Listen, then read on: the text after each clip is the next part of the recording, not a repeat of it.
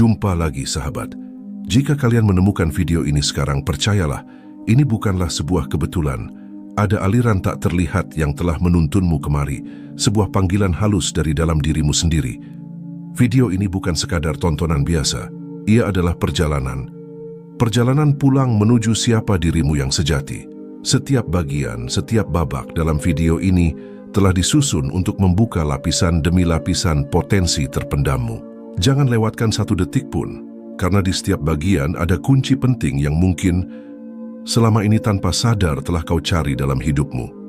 Bersiaplah sahabat untuk menyelami kedalaman yang mungkin belum pernah kau jelajahi sebelumnya.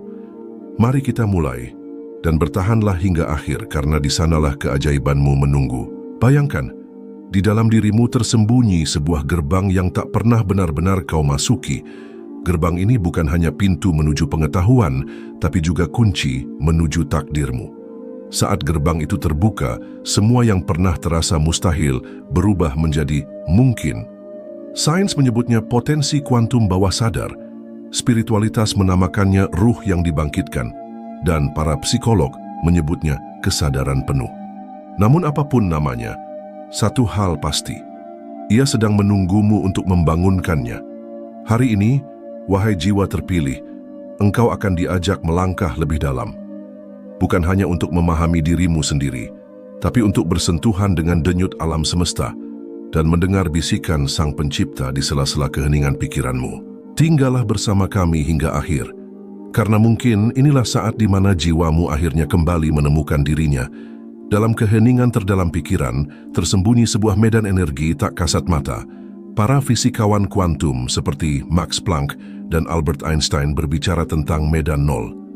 Lautan getaran halus di balik realitas kasar yang kita lihat. Dalam medan itu, segalanya terhubung. Tiada yang benar-benar terpisah, tiada yang sungguh-sungguh sendiri. Alam bawah sadar manusia bukan sekadar penyimpanan memori. Ia adalah lanskap luas tempat pola-pola energi terus bergetar dan membentuk pengalaman nyata kita. Carl Jung menyebutnya kolektif bawah sadar, tempat di mana kisah-kisah leluhur, archetype dan bayangan diri bersatu, memengaruhi setiap keputusan, rasa takut dan harapan kita. Ketika kamu, wahai jiwa pilihan, mulai menyentuh dan menguasai keterikatan kuantum di alam bawah sadarmu, sebuah perubahan halus tapi nyata terjadi. Frekuensi energimu mulai bergeser, membuka jalur menuju dimensi kesadaran yang lebih tinggi. Neuroplastisitas otak, seperti yang dijelaskan oleh Dr. Joe Dispenza, membuktikan bahwa pikiran yang sadar bisa membentuk ulang jaringan saraf, mengubah siapa kita dari dalam. Namun perjalanan ini bukan sekadar kerja keras logika. Ini adalah perjalanan menyelam ke ruang batin, menembus lapisan-lapisan trauma, keyakinan lama, dan identitas palsu yang selama ini membungkus jiwamu seperti kabut tebal. Dalam kegelapan itu, kau akan menemukan percikan cahaya, kesadaran murni yang tidak pernah ternoda oleh apapun. Alam semesta dalam segala kebesarannya menyimpan hukum keteraturan. Seperti planet-planet yang menari mengelilingi matahari, seperti bintang-bintang yang lahir dan mati dalam harmoni sempurna, demikian pula jiwa manusia. Ia diciptakan untuk sinkron dengan hukum ilahi, dan keterikatan kuantum bawah sadar yang kau pelajari untuk kuasai adalah caramu menyesuaikan diri kembali dengan simfoni agung ini. Tuhan, sang sumber segala kehidupan, tidak menciptakan kita untuk terjebak dalam ketakutan, trauma, atau batasan. Dalam setiap doa, dalam setiap desah nafas, dalam setiap detak jantung, sebenarnya Dia memanggilmu untuk kembali pada asalmu, pada cahaya, pada keutuhan, pada kemerdekaan jiwa. Menguasai keterikatan kuantum alam bawah sadar bukan berarti menjadi Superman, bukan pula mengendalikan dunia. Itu berarti menjadi sadar bahwa setiap emosi, setiap pikiran, setiap getaran yang kau pelihara adalah benih yang akan tumbuh menjadi kenyataan. Ketika kesadaranmu bersih, penuh kasih, dan terhubung dengan kehendak ilahi, alam sadarmu akan membuka diri seperti bunga yang mekar di hadapan mentari. Para ahli neuroscience seperti Andrew Newberg bahkan menunjukkan melalui pemindaian otak bahwa praktik-praktik spiritual, meditasi, jikir, doa mampu menyalakan pusat-pusat kognisi tinggi, menciptakan hubungan saraf baru, memperluas empati, memperdalam intuisi, dan menghidupkan ketenangan sejati. Maka, saat engkau menyelami keterikatan kuantum itu dengan ketulusan, gelombang-gelombang alam semesta mulai meresponsmu. Energi sadarmu yang bangkit akan menarik peluang baru, hubungan yang bermakna, dan jalan-jalan tak terlihat yang menuntunmu semakin dekat pada tujuan hidupmu yang sejati. Ini bukan janji kosong, ini adalah hukum tertulis di jantung eksistensi. Barang siapa mengenali dirinya, maka ia mengenali Tuhannya, begitu pesan suci yang bergema dari zaman ke zaman. Pada akhirnya, wahai jiwa terpilih, engkau akan memahami bahwa semua pergulatan batinmu, semua luka dan kehilanganmu, semua keraguan yang pernah menghantammu, tidak pernah dimaksudkan untuk menghancurkanmu. Mereka ada untuk membangunkan kekuatan kuno yang tidur di dalam dirimu, kekuatan untuk menghidupkan energi sadarmu dan menari bersama semesta dalam irama yang suci. Dan kini, pertanyaannya hanya satu. Beranikah engkau masuk lebih dalam, melewati rasa takutmu, dan membiarkan jiwamu terbangun sepenuhnya? Sekarang kamu tahu bahwa di dalam dirimu ada kekuatan besar yang selama ini tersembunyi. Saat kamu menguasai keterikatan kuantum di alam bawah sadarmu, energi sadar dalam dirimu akan terbuka lebar seperti matahari yang terbit. Kamu bukan lagi sekadar mengikuti hidup. Kamu mulai memilih, mencipta, dan menentukan arah jalanmu sendiri. Ingat, semua yang kamu cari di luar sebenarnya sudah ada di dalam dirimu. Tuhan telah menitipkan kekuatan itu sejak kamu dilahirkan. Tapi bagaimana caranya menuju kesadaran itu?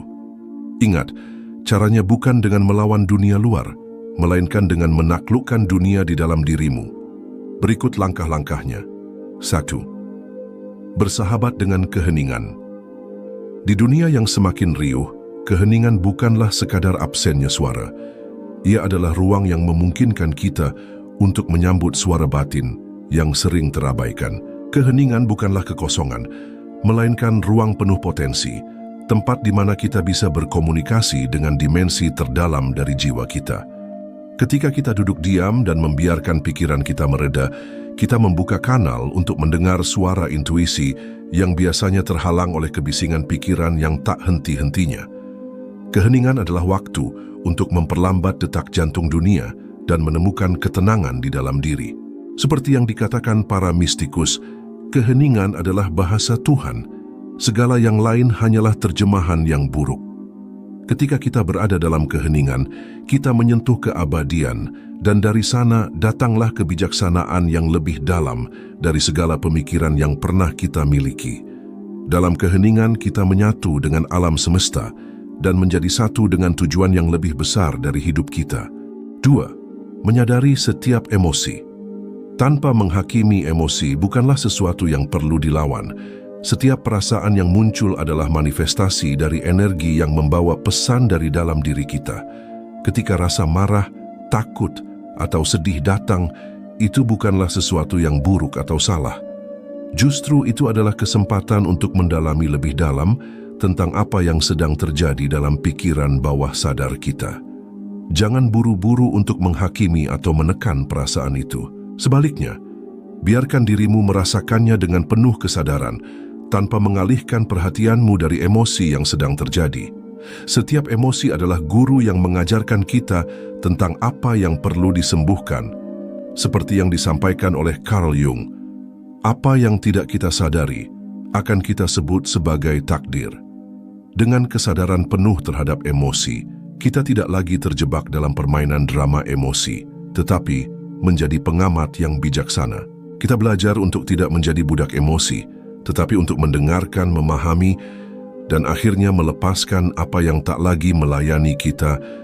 3. Melepaskan pola lama.